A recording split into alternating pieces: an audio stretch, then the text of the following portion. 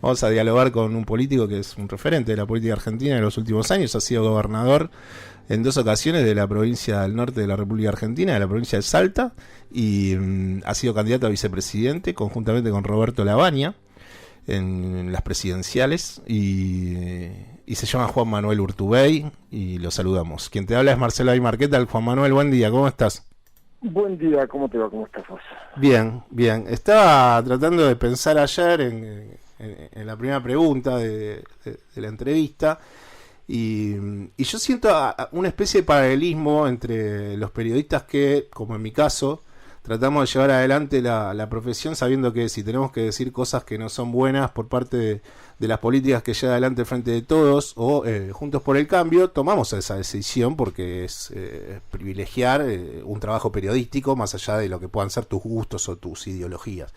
En ese contexto, ahí es donde te dejo el paralelismo con alguna clase de políticos que, como tu caso creo, también han transitado un camino que tiene que ver con privilegiar el diálogo y no quedarte abrazado a una coalición o a otra. En este caso, las dos que están en este momento, una en el gobierno y la otra en la oposición, que es Juntos por el Cambio, y en el gobierno el Frente de Todos. Ahora, ¿cuáles son los costos de llevar adelante? Porque periodísticamente sabemos que hay costos si querés elegir ese camino. Pero a nivel político, y como una persona que ha elegido trabajar en política durante su vida, ¿cuál es el costo de transitar ese camino que tiene que ver con el diálogo y no casarse con, este caso, ninguna de esas dos coaliciones? El costo en realidad es el no ser parte de hoy del poder, ¿no? Claramente.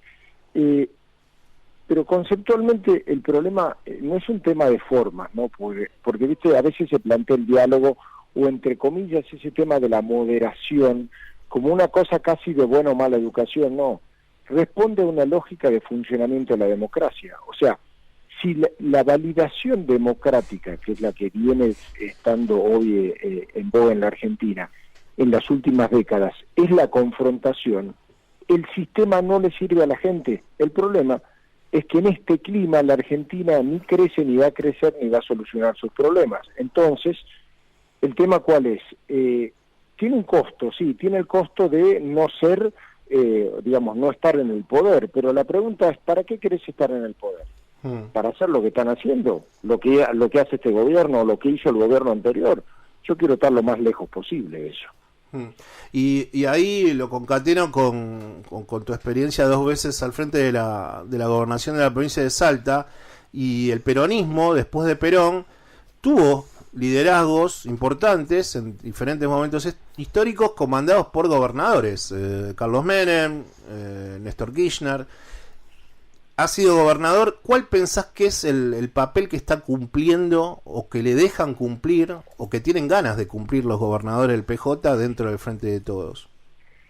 Sí, creo que estamos en una fase en la cual me parece que la crisis que vive la Argentina en alguna medida ha moderado las expectativas de todo el mundo y las ha bajado. Inclusive aquellos que tienen importantes responsabilidades, como las que yo tuve en 3 oportunidades. El planteo cuál es si no advertimos que la solución a los problemas de la Argentina están en cambiar una lógica de funcionamiento nacional, la cosa no va a ir ni para atrás ni para adelante, porque vos en un gobierno provincial en donde no tenés herramientas de política económica, porque la política fiscal en términos generales, la política monetaria y la política productiva en términos de desarrollo no están en manos de las provincias, sino en manos del proyecto nacional. Entonces, cuando vos no discutís eso, en definitiva, lo único que tenés que hacer es administrar lo que te queda. Y creo que el grave problema que tenemos en la Argentina es que la mayoría de las provincias se han limitado a administrar lo que le queda y no están discutiendo un modelo nacional. Y no responde a una cuestión partidaria, responde a una cuestión conceptual. Si no hay un modelo nacional de desarrollo, la Argentina no va para adelante, y hoy lamentablemente esa discusión no está, producto, entiendo, de la crisis, producto del gran desgaste que tiene la política argentina, en donde la gente prefiere no levantar la cabeza. Pero ese modelo nacional al que te referís, Juan Manuel, en los últimos días, con la asunción de Batakis al frente de la cartera de Economía, se analizó que los anuncios que ella brindó fueron para apaciguar los mercados, ¿no? Para que la brecha cambiaria se achicase. Ella también tuvo palabras en cuanto a no es lo mismo lo que uno termina comerciando en el mercado del blue, que son 3 millones de dólares, dijo, creo que de manera textual, a los 1.000 millones de dólares que son comercializados por parte del dólar oficial. Pero el presidente Alberto Fernández, si quiere pensar en un proyecto nacional y salir de este momento tal vez de letargo, de querer contentar a diferentes sectores, también le pasa lo mismo con las organizaciones sociales, y es como que todos a la vez terminan confluyendo en que no están conformes con lo que está sucediendo en la actualidad del devenir de Argentina. ¿Vos considerás que eso tiene que ver con contemplar que él fue elegido por un pueblo y él debe generar acciones políticas para ir contra los grupos concentrados económicos, o pensás que debe seguir contentando esos grupos económicos que terminan, en el caso de los alimentos, fijando precios o haciendo disparadas o trabajando disparadas cambiarias? ¿Pensás que hay un momento en donde el presidente debe decidirse para qué sector va a apoyar más que otro? El problema en la Argentina es que tenemos un gobierno que no tiene rumbo, primero. O sea, más que ver si vas a contentar a unos o a otros, lo que queremos discutir es qué vamos a hacer con la Argentina, cuál es el modelo de desarrollo de Argentina. Este gobierno no tiene un modelo de desarrollo de la Argentina. Y segundo, el problema de estar a favor de unos o en contra de otros es lo que destruye la Argentina. Lo que la Argentina necesita es desarrollo y crecimiento. La Argentina está en la situación en la que está, porque en definitiva no tenemos un diagnóstico acertado. O sea, el presidente está diciendo que el problema de la Argentina es la distribución del crecimiento en una Argentina que está yendo para adelante como una especie de dolor de crecimiento. Y es no entender que la Argentina no está creciendo. A lo sumo, la Argentina recuperó el año pasado lo que había caído en la pandemia, pero no hay crecimiento en la Argentina, no hay un desarrollo estructural que permita que la Argentina está para adelante. Entonces, no se trata de una cuestión de, llamemos electoralista, que si estás en el gobierno digas estamos yendo para adelante, si estás afuera decís no, en realidad estamos para atrás. No, es tener un diagnóstico, porque si el problema que hoy plantea el gobierno es la distribución de la riqueza, pregunto, ¿a dónde está la riqueza en un país en donde el PIB cae año tras año? En donde inclusive los grandes grupos concentrados de la economía, hoy su patrimonio debe estar en un cuarto del que estaba hace 7 años, 8 años. Entonces, claramente, me parece que hay un error de diagnóstico en el gobierno y en el presidente, ¿no?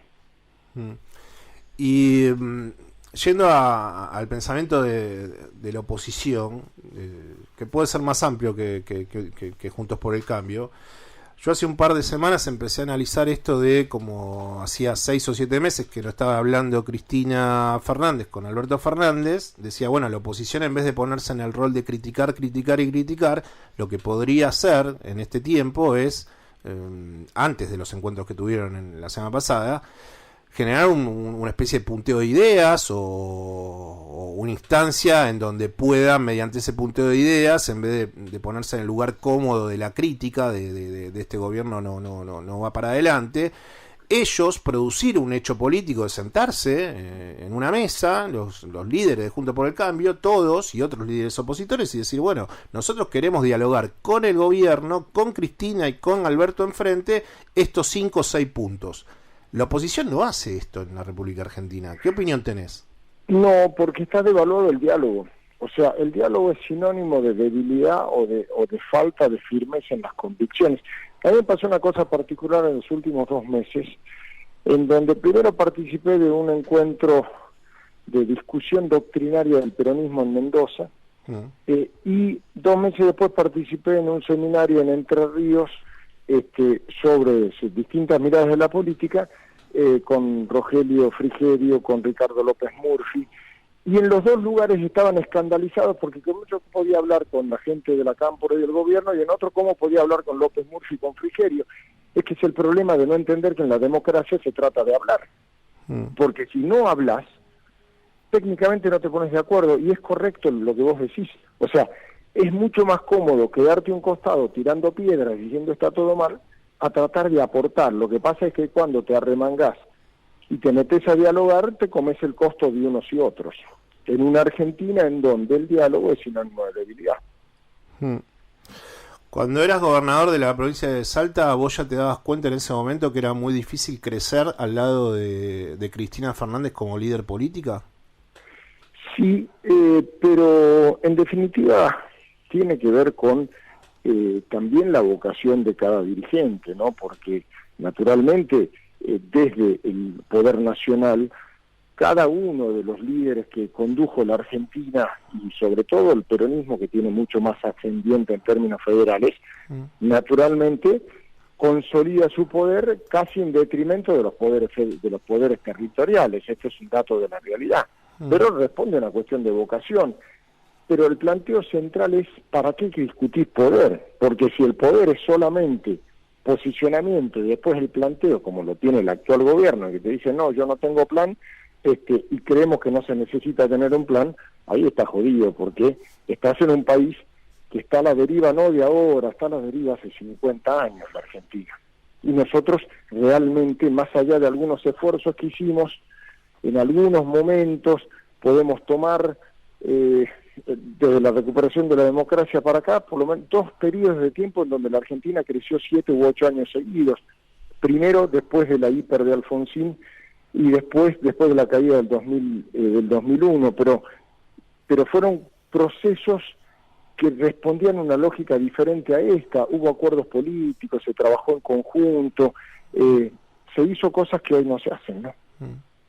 ¿Y vos considerás que hay alguna razón particular por qué tanto el periodismo como los dirigentes políticos, cuando tienen que analizar la administración de Alberto Fernández, obvian saber que estamos en una guerra y que venimos de una pandemia, que fue lo que vivimos todos los que estamos vivos por primera vez, porque lo último parecido fue hace 100 años?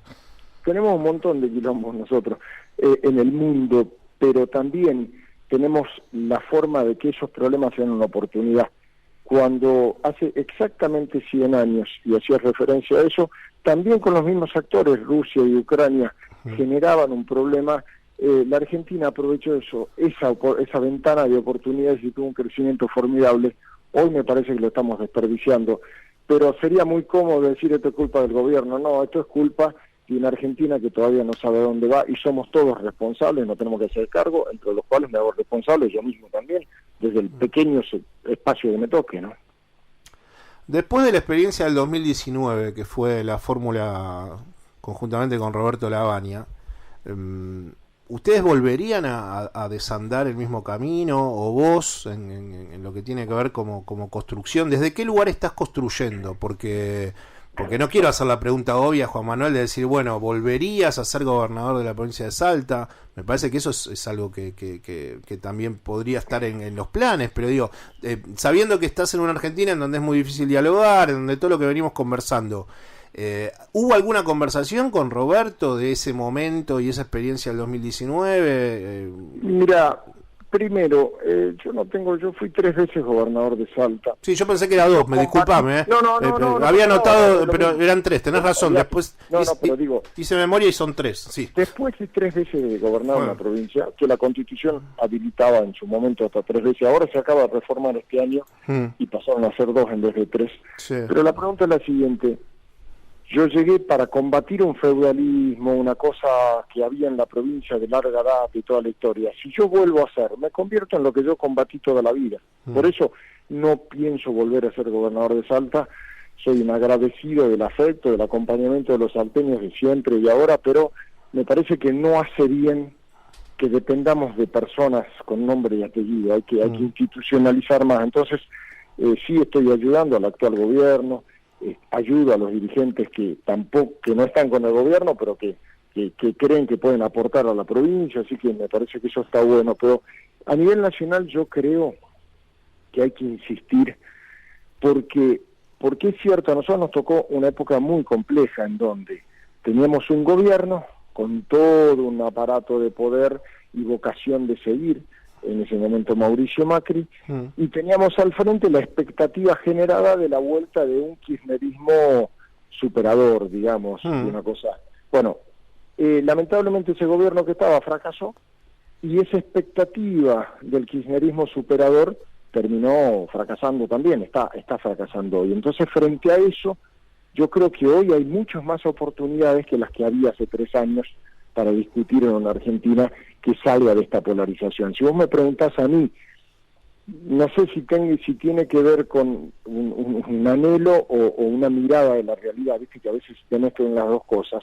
Y en ese escenario, yo estoy viendo en Argentina con un escenario electoral mucho más parecido a la del 2003 que a las elecciones siguientes. O sea, yo no veo claramente una polarización en la elección del año que viene, más bien veo una elección en donde ya ni de tercios, más parecido a cuartos, y responde no a otra cosa que no sea a la gran crisis que hay en el sistema político.